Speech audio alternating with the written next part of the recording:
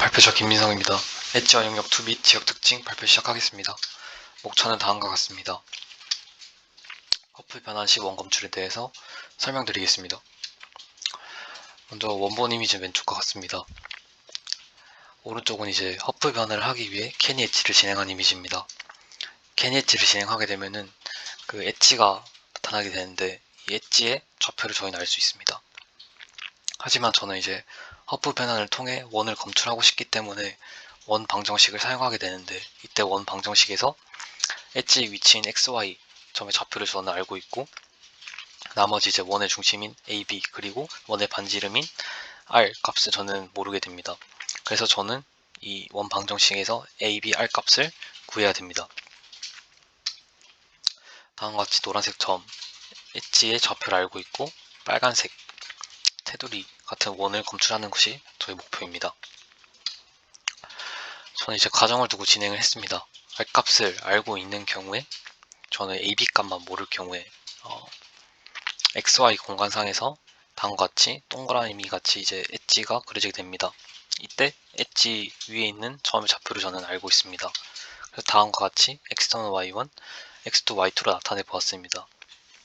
제가 X, Y 그리고 R 값을 알고 있을 경우에는 오른쪽 그림과 같이 이제 AB 파라미터 공간상에서 점 X1, Y1 그리고 X2, Y2인 원의 중심점에 대해서 반지름 R 떨어진 곳인 이제 AB가 엄청나게 많이 그려있는 원이 두 개 그려지게 됩니다.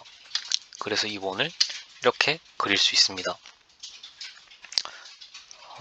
이 말인 즉슨 이제 XY 그 엣지 위에 있는 점의 좌표들이 AB 파라미터 공간상에 나타내게 된다면은 저는 점선인 원 위에 이제 원의 중심이 찍히게 되고 R만큼 떨어진 원들이 여러 개 그려진다는 말이 됩니다. 그래서 이제 저 AB 파라미터 공간상에 그려진 원들의 교점이 결국 XY 공간상의 그 엣지의 원의 중심이 되게 됩니다. 그래서 이 점이 이제 AB가 되게 됩니다. 하지만 이제 AB 파라미터 공간상에 이런 식으로 많은 원을 그려서 원들의 교점을 찾아서 XY 공간상에 나타내게 된다면 AB 파라미터 공간상에서 누적 배열을 통해서 코드화 시키게 되는데, 이때 그 원이 너무 많이 그려지기 때문에 계산 과정이 복잡하게 됩니다. 그래서 누적 배열값이 너무 커지게 됩니다. 그래서 이제 이것을 계산 과정을 좀 단순화시키기 위해서 다른 방식으로 좀 설명드려 보겠습니다. 아까 말씀드렸다시피 XY 공간상에 엣지 위에 점을 저인 좌표를 알 수 있습니다. 그래서 X1, Y1, X2, Y2와 같이 나타내었고, AB 파라미터 공간상에서 다음과 같이 R만큼 떨어져 있는 그 원을 저희가 그려보았습니다. 하지만 이제 저렇게 AB 파라미터 공간상의 원으로 그리지 않고 XY 좌표상에서 그 엣지 위에 있는 점들에 대해서 저희가 기울기 방향을 알고 있게 된다면, 이 기울기 방향을 통해서 AB 파라미터 공간상의 그 X1, Y1을 중심으로 하는 그 원에서 기울기 방향을 통해서 점 두 개를 추정할 수 있게 됩니다. 그 이 점 두 개 중에서 점 한 개는 원의 중심을 나타내게 될 것입니다. 그래서 이런 식으로 기울기를 저희가 원의 안쪽으로든 바깥쪽으로든 기울기를 알 수 있게 된다면, 오른쪽 아래 그림에서처럼 그 XY 공간상의 엣지 위에 있는 점들의 기울기를 통해서 AB 파라미터 공간상에서 두 가지의 점으로 저희가 누적 배열상에서 투표를 할 수 있게 됩니다. X2, Y2에도 동일하게 이런 식으로 두 가지 점을 투표할 수 있게 됩니다. 이런 식으로 XY 좌표의 엣지 위에 있는 점들의 기울기를 통해서 AB 파라미터 공간상에서 투표를 하게 된다면, 이런 식으로 점들이 투표하게 되고, 가장 많이 투표된 지점이 결국 아까와 동일하게 XY 공간상의 엣지의 그 원의 중심이 되게 됩니다. 다음은 이제 방금 전까진 제가 R 값을 알고 있을 경우에 AB 값만 모를 경우에 제가 설명을 드렸었는데, 이제는 AB, 할 세 가지 값을 모두 모를 때 어떻게 원을 검출하는지에 대해서 설명드리겠습니다. 이때는 매우 간단합니다. R 값을 증가를 시키면서 아까 R 값을 알고 있을 때 가정하고 AB 값을 모를 때 그 진행한 방식을 똑같이 반복하면 됩니다. 이 상황을 계속 반복해서 이제 그 원들의 아까 그 기울기를 통해서 투표한 그 지점, 그 최고의 교점을 찾아내서 다시 그 XY 좌표상에 표시를 하게 되면은 XY 공간상의 원을 검출할 수 있게 됩니다. 그래서 저는 이것은 실습을 진행한 이미지입니다. 캐니엣지를 진행할 때는 저번과 다르게 소벨 필터 마스크를 적용한 다음에 음수값에 대해서 절대값을 처리한 다음에 클램피 기법을 적용을 시켰습니다. 그리고 이제 허프 변환 시 원 검출에서는 원의 기울기를 통해서 두 가지 점을 투표하였고, 이 누적 배열상에서 누적값을 계산한 다음에 비체드 억제를 사용해 주었습니다. 왜냐하면은 캐니엣지를 사용했을 때 원이 엄청 엣지가 똑바로 잡힌 게 아니라 좀 울퉁불퉁하게 잡혔기 때문에 원의 중심이 한 2개 정도 나오는 경우도 있었습니다. 그렇기 때문에 비체드 억제를 사용해서 가장 값이 큰 그 중심점 한 개만 나오도록 설정을 해줬습니다. 그렇게 함으로써 하나의 원만 그려지게 되었습니다. 그림을 보시면 엣지에 대해서 하나의 원이 나타나는 것을 알 수 있습니다. 다음은 란삭입니다. 란삭은 오류가 포함된 이제 데이터에서 랜덤하게 샘플링하여 학습을 시킨 뒤에 제가 원하는 워프치에 도달했는지 계속 확인하는 이런 반복적인 과정을 의미하게 됩니다. 그림을 보면서 제가 더 설명드리겠습니다. 여기서 이제 직선을 검출하는 방법에 대해서 설명드릴 건데, 직선 검출 시에 먼저 왼쪽 이미지를 보겠습니다. 일단 랜덤하게 두 점을 선택하여서 그 제가 지정한 t라는 오차 범위 내에 제가 설정한 인계값의 점이 이상이 이제 들어있으면은 그 점은 그 직선은 이제 최적의 직선이라 판단하고 후보군에 오르게 됩니다. 이러한 식으로 란삭 과정을 n번 반복하게 되면은 많은 이제 n번이 반복되면 될수록 횟수가 늘어나기 때문에 최고의 직선을 찾을 확률이 올라가게 됩니다. 그러면 오른쪽과 같은 저런 직선을 찾을 수도 있습니다. 그래서 즉 이제 란삭은 랜덤하게 두 점을 선택해서 t의 오차 범위 내에서 인라이어가 많은 직선을 n번 반복 중에 최고로 선택하는 방법입니다. 하지만 이게 랜덤으로 선택해서 이제 반복이 되기 때문에 최적의 직선을 찾지 못할 수도 있습니다. 다음은 이제 실습을 진행한 이미지입니다. 아까 말씀드렸다시피 이제 랜덤하게 진행을 하기 때문에 매번 다른 결과를 확인할 수 있었습니다. 여기서는 이제 5장입니다. 지역 특징 그리고 5-1의 발상에 대해서 말씀드리겠습니다. 왼쪽의 두 이미지를 보겠습니다. 왼쪽 두 이미지는 이제 같은 장소에 다른 시점에서 찍은 두 영상입니다.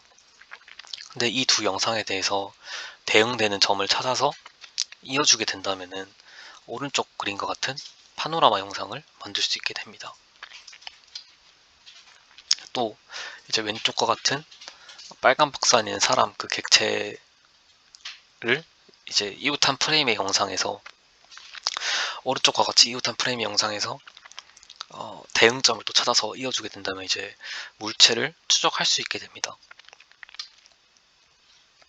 앞에서 이제 예시로 설명드린 것처럼 영상에서 파노라마, 물체 인식, 물체 추적, 그리고 카메라 캘리브레이션 등 다양한 문제를 해결하기 위해서 이웃한 두 영상에서 대응하는 점에 쌍을 찾는 것이 컴퓨터 비즈니스에서 이제 중요한 점이었습니다.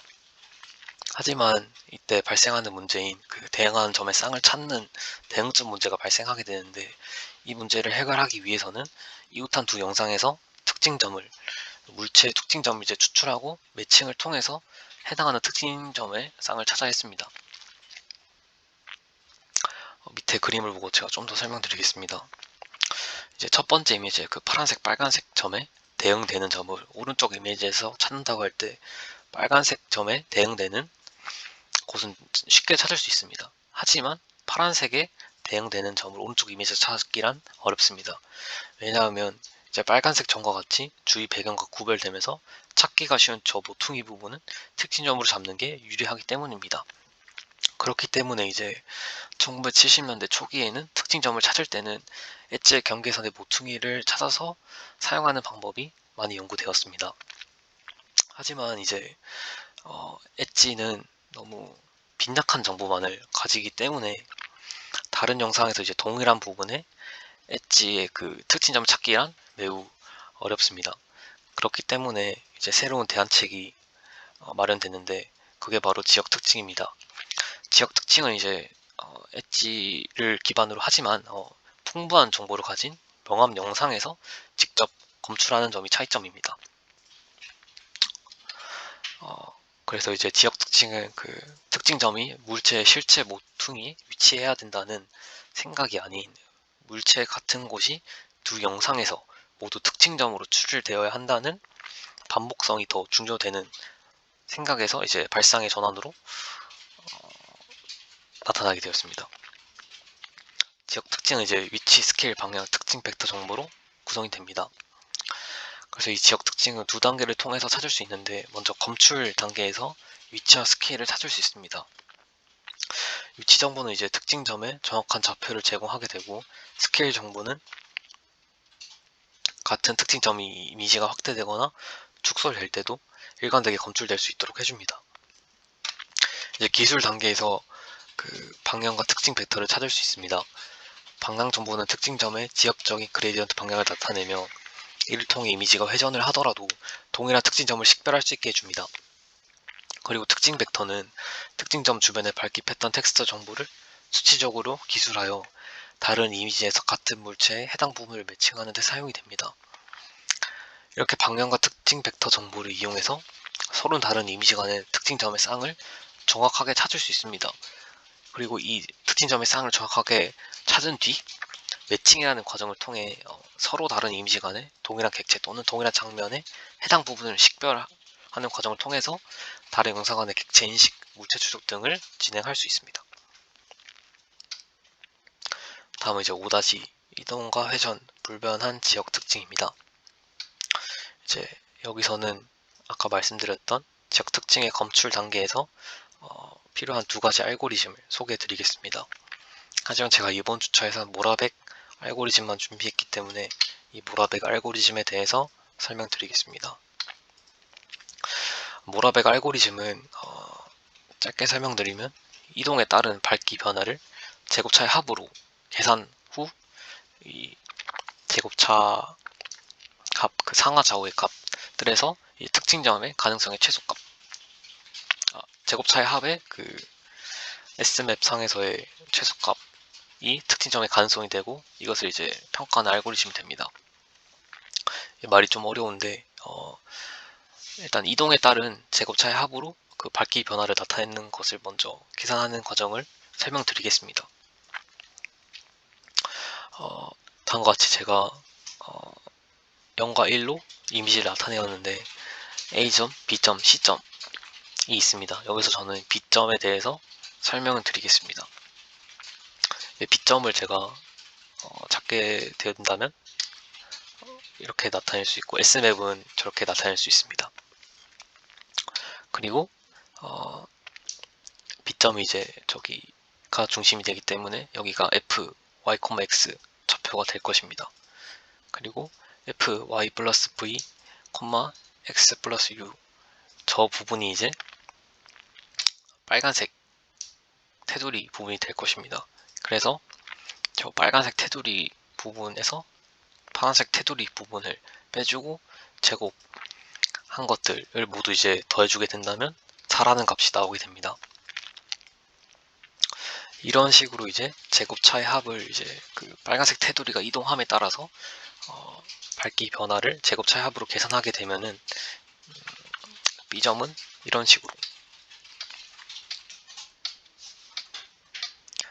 식으로 나타내게 됩니다. 동일하게 A점과 C점에 대해서도 동일하게 계산을 해주게 되면은 이런 결과를 얻을 수 있습니다. A점은 이제 모퉁이 부분이기 때문에 이동에 따라서 밝기 변화가 매우 큰 모습을 볼 수 있습니다. 하지만 B점에 대해서는 이제 수평적 부분에서는 변화가 없지만 수직적 부분에서 변화가 있는 모습을 확인할 수 있었고, C점에 대해서는 주변 값들이 다 없기 때문에 0인 값을 확인할 수 있었습니다. 그래서 이제 저는 밝기 변화를 제곱차 합으로 나타내 보았고, 특징점의 가능성을 이제 평가를 해야 됩니다. 이때 경우에 저 특징 S맵에서 상하 좌우 값을 보고 최소 값을 선택하게 됩니다. 이 값이 특징점의 가능성이 되게 됩니다. 이것을 이제 A점에서 나타내 보았을 때 A점에서는 2라는 값, B점에선 0, 그리고 C점에서는 0이란 값을 특징점의 가능성의 값을 가지게 됩니다. 즉, 이 모라벡 알고리즘은 이 S맵에서 네 방향의 정보 변화량을 측정하게 되고, 이 S맵상 상하 좌우에서 최소값을 선택해서 이 최소값이 특징점의 가능성이기 때문에 이 값이 클 때 이게 정말 특징점이다 라고 판단을 하게 됩니다. 하지만 이 모라벡 알고리즘은 0과 1로 지금 표현했을 때 그 노이즈에 취약한 모습을 확인할 수 있습니다. 그리고 이 S맵 상에서 상하 좌우 값만 고려해서 최소값을 선택하기 때문에 정확하지 않은 모습을 확인할 수 있습니다. 다음 시간에 이제 이거보다 조금 더 나아진 해리스 특징점에 대해서 말씀드리겠습니다. 이상 발표 마치겠습니다.